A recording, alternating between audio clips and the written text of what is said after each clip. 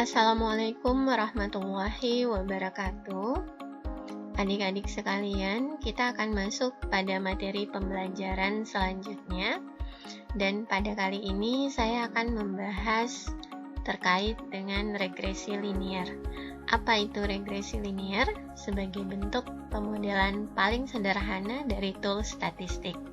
Setelah mempelajari materi regresi linier, diharapkan adik-adik mampu untuk membuat pemodelan linier dari sekumpulan data, minimal melibatkan 2 variabel data. Kemudian adik-adik juga mampu untuk memahami penggunaan regresi linier dalam melakukan analisa data, hubungan dari kedua variabel, minimal 2 variabel yang ditinjau.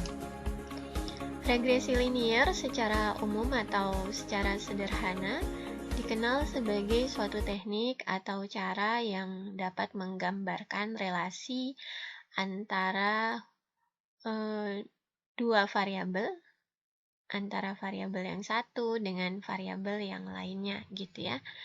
Nah, untuk itu kegunaan dari regresi linier sendiri itu yang pertama adalah menganalisis data bivariat.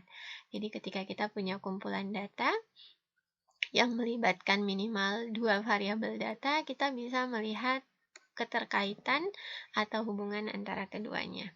Selanjutnya, menentukan persamaan dan kecocokan garis lurus dari data. Jadi, sudah tepat atau tidak gitu ya persamaan linear untuk titik-titik distribusi data yang kita miliki. Selanjutnya, metode regresi linier juga digunakan untuk forecast. Jadi, untuk melakukan prediksi.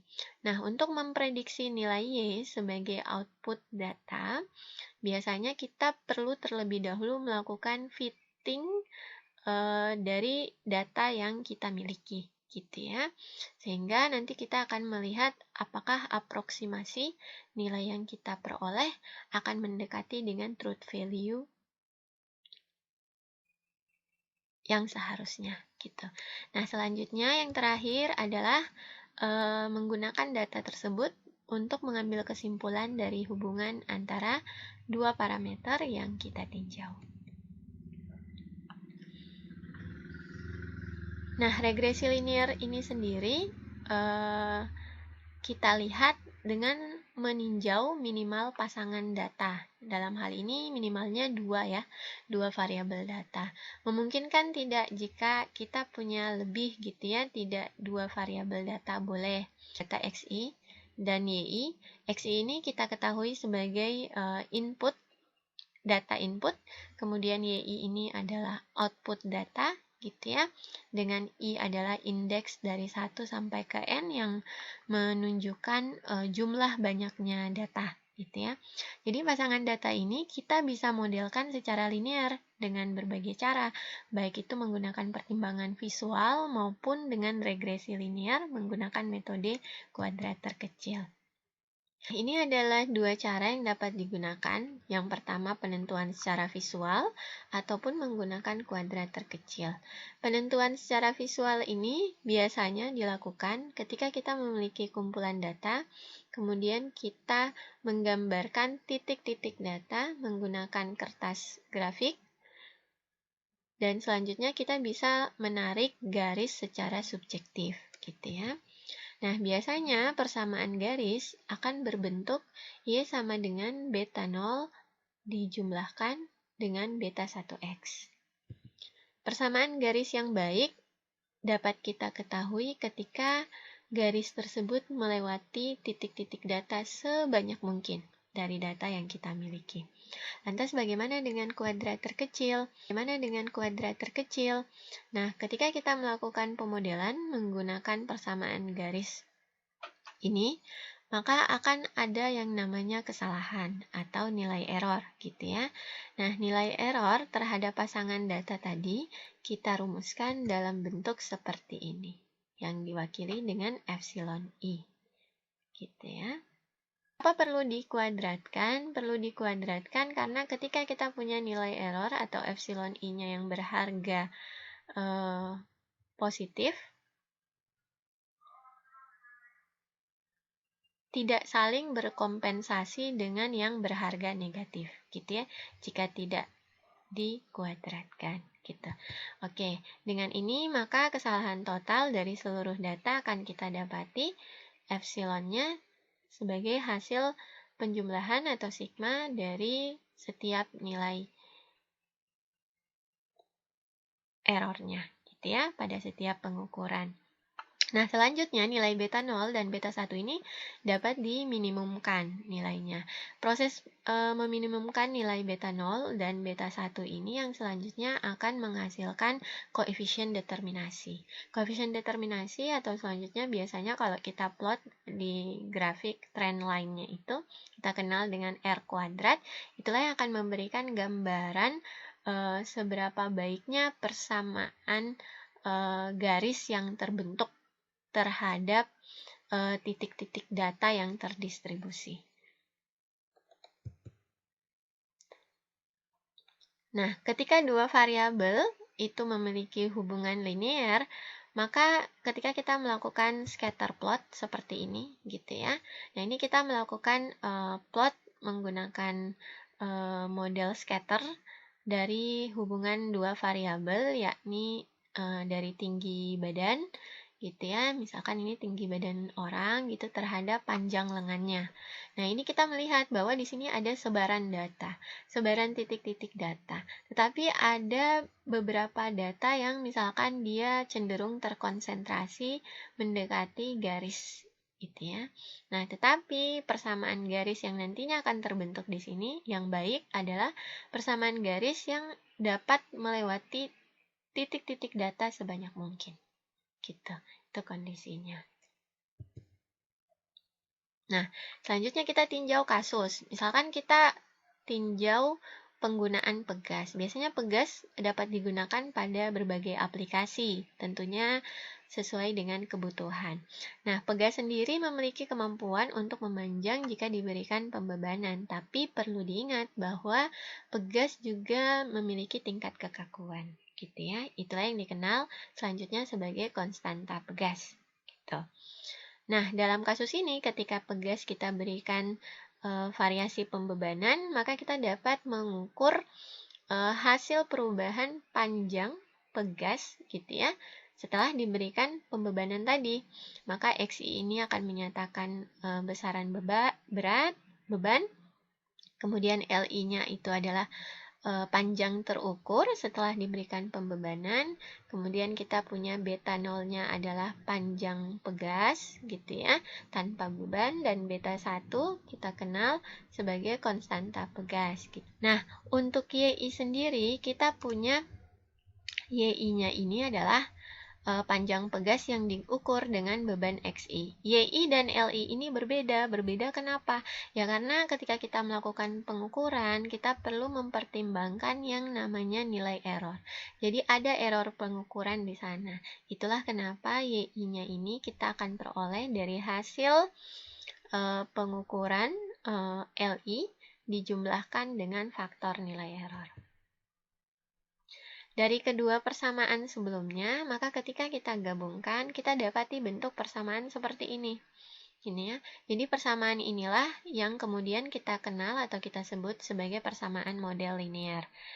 Nah, yang memuat beberapa variabel, antara lain variabel dependent atau dependent variable, variabel terikat sebagai output, yakni YI. Kemudian ada variabel independent, variabel bebas, XI di sini.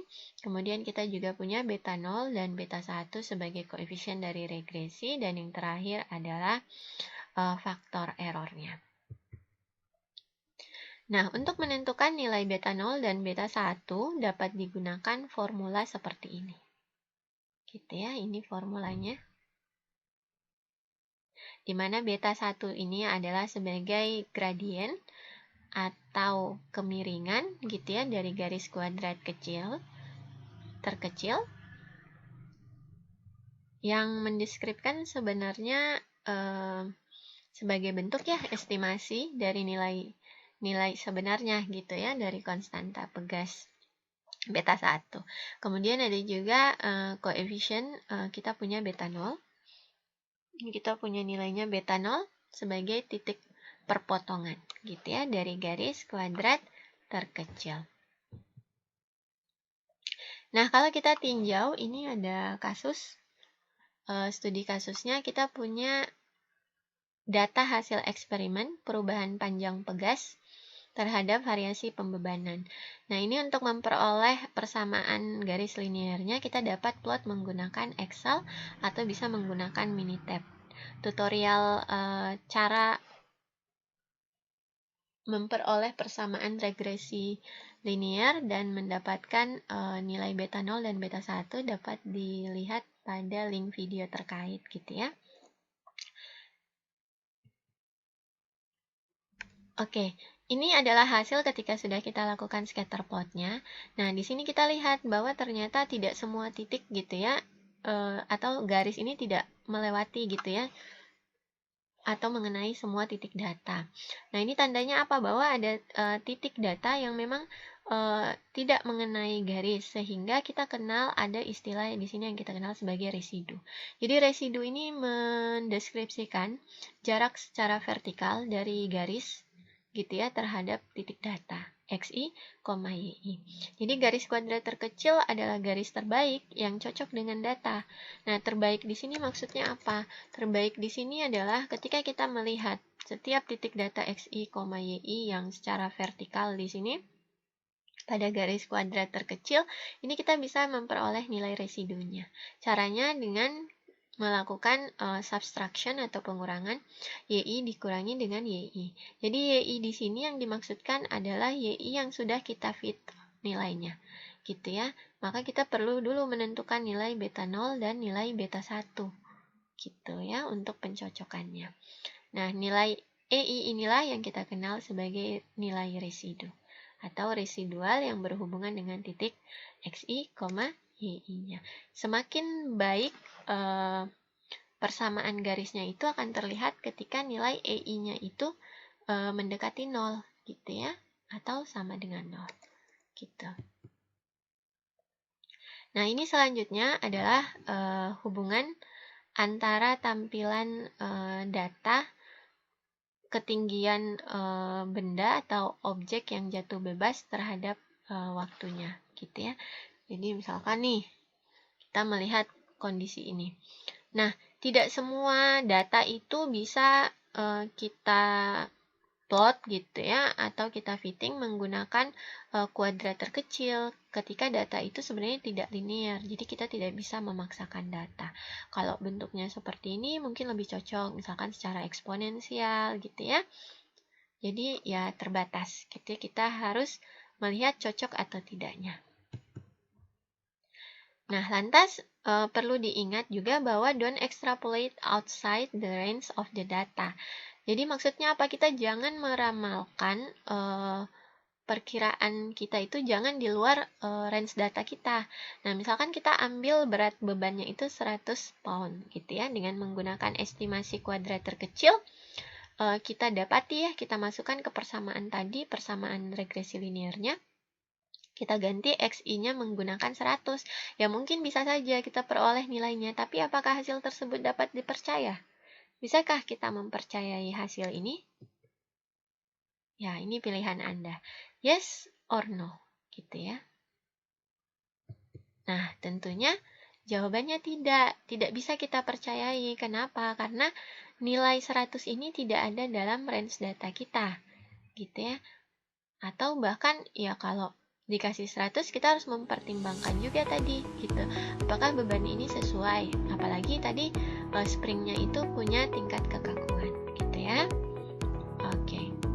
Next, ini adalah tabel hubungan dua variabel data. Anda bisa berlatih gitu ya menggunakan tabel ini untuk membuat